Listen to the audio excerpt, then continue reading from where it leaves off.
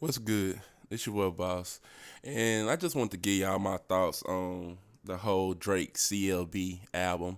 So, was Drake's Certified Lover Boy worth the wait? My answer is yes. It was worth the wait.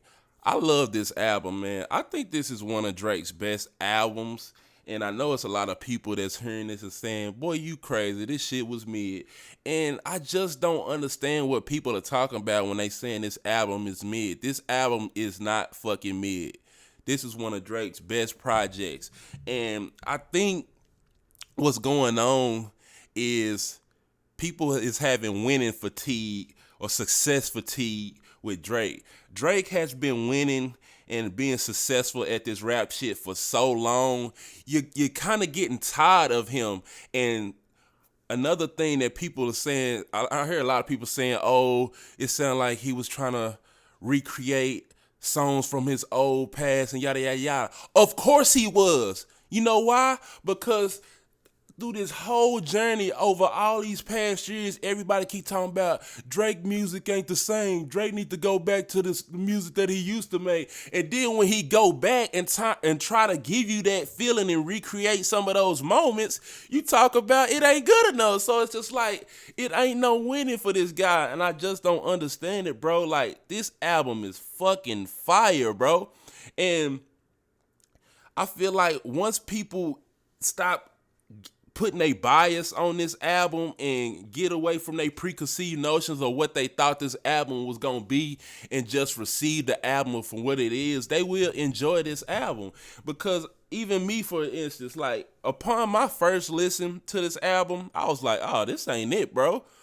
But the further I got away from how I was coming in to listening to the album, I wasn't coming in listening to the album with a clear heart, with clear ears. I had already a preconceived notion of what I think this album was gonna be. He called it Certified Lover Boy, so I'm thinking, oh, he finna do it this way, and then he didn't do it this way. So it's like I feel like a lot of people was going into this album having preconceived notions of, oh, I think this is what he's gonna do, and when he didn't do what they thought he was gonna do, then it was mid. And I just don't understand this. This album is not mid, bro, and you can tell the straight off of the album sales.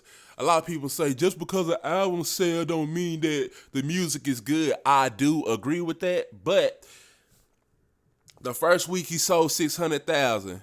The second week he sold 230, I think. And the third week he's set to sell about 150.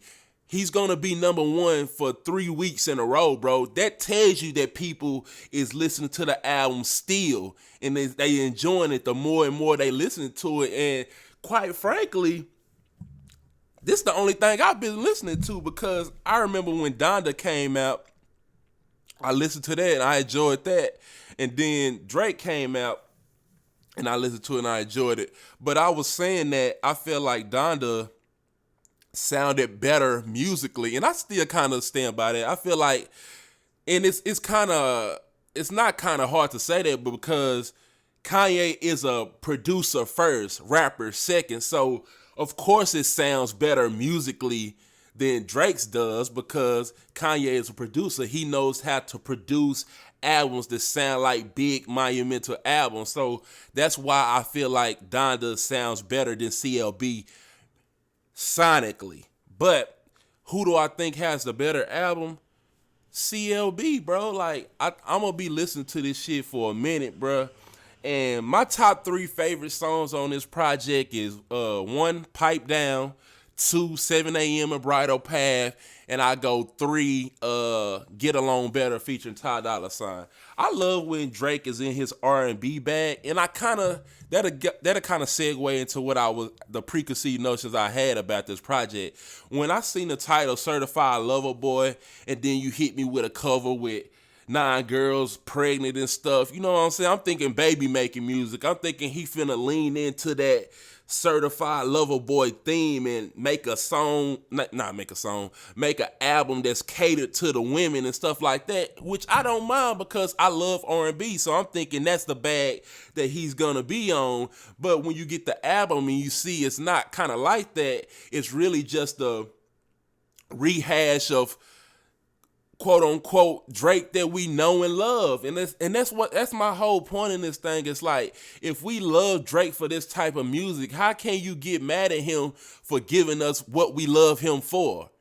It just doesn't make any sense. And it just goes back to what I said at the beginning. I feel like people just have success.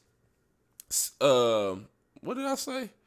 People just want him to fail already. They have success fatigue. They have winning fatigue. They're tired of him being on top, and they tired of hearing him. So it's just like, it sounds the same. Now, I will be unbiased and say I do wish that Drake kind of go outside the box and do kind of things that's outside the norm.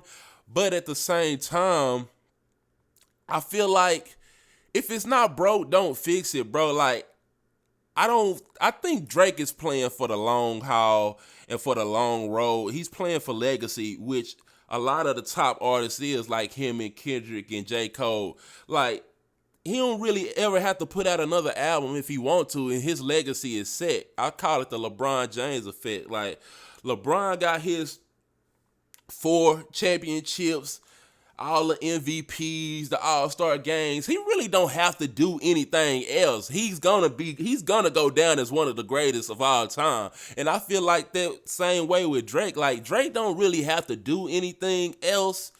He's gonna go down as one of the greatest of all time, because no one has had a 10-year run like Drake has had. You know what I'm saying? And I know some people can say, well, Jay had a run like that. Yeah, Jay had a run like that, but Jay didn't have a consistent run like that. Like, since Drake came onto the scene, he's been the #1 rapper, period. He's never dropped off. There was never no fluctuation. He's been at the top of the totem pole. When Jay was coming up, Jay's first album didn't do that much. His second album was a stumble. Like, he had like tipsy topsy turvy journey in a rap game, but once he finally got on top, he held it down for a little bit, but he still had people that he was going up against, like Nas and Eminem, 50 Cent. He had other people in that era that had the throne for a little bit. So I can't say that Jay had the same kind of run that Drake has had. But I love this album. Again, I do say that Drake does need to, I wish he kind of go away, regroup, and try to take a risk on his next album and do something different.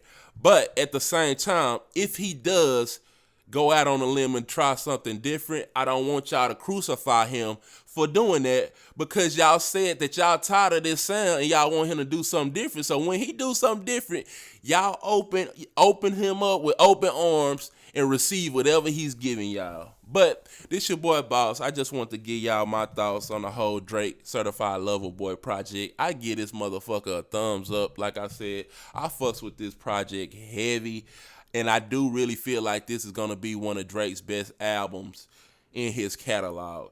But what do you think, man? I like to hear y'all feedback and thoughts on the situation. So do you think Drake Certified Lover Boy was a good project? Do you think it was a mid project? Do you think it was a trash project? Leave a comment below. Let me know.